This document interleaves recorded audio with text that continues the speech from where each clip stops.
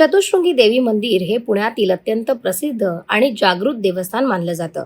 सेनापती बापट मार्गावरती टेकडीवरती वसलेले हे मंदिर पुणेकरांच्या श्रद्धेचं महत्त्वाचं केंद्र आहे. देवीची मूर्ती स्वयंभू मानली जाते. मूर्तीमध्ये देवीचे तेजस्वी रूप पाहायला मिळते. चतुश्रृंगी या नावाचा अर्थ 4 शिखरे असलेली असा होतो. मंदिराभोवती असलेल्या 4 टेकड्यांमुळे या देवीला हे नाव पडल्याचं मानलं जातं.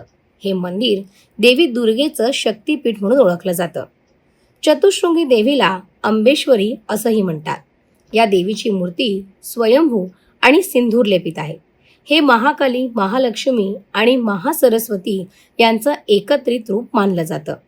मुख्य मंदिरात जाण्यासाठी सुमारे 150हून अधिक पायऱ्या चढाव्या लागतात. लोककथेनुसार प्राचीन काळात पुण्याजवळील परिसरात दाट असं जंगल होतं.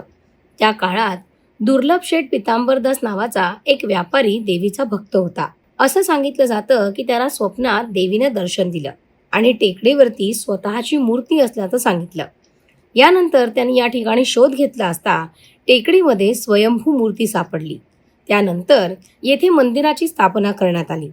तेव्हापासूनच चतुश्रृंगी देवी पुण्याची जागृत आणि नवसाला पावणारी देवी म्हणून ओळखली जाऊ लागली.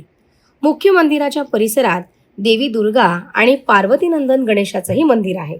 पुण्यातील प्रमुख धार्मिक स्थळांमध्ये या मंदिराचा समावेश होतो. विशेषतः नवरात्रीत येथे लाखो भाविक दर्शनासाठी येतात. नवीन काम सुरू करण्यापूर्वी अनेक जण देवीचे आशीर्वाद घेतात. शिवाय पुण्यातील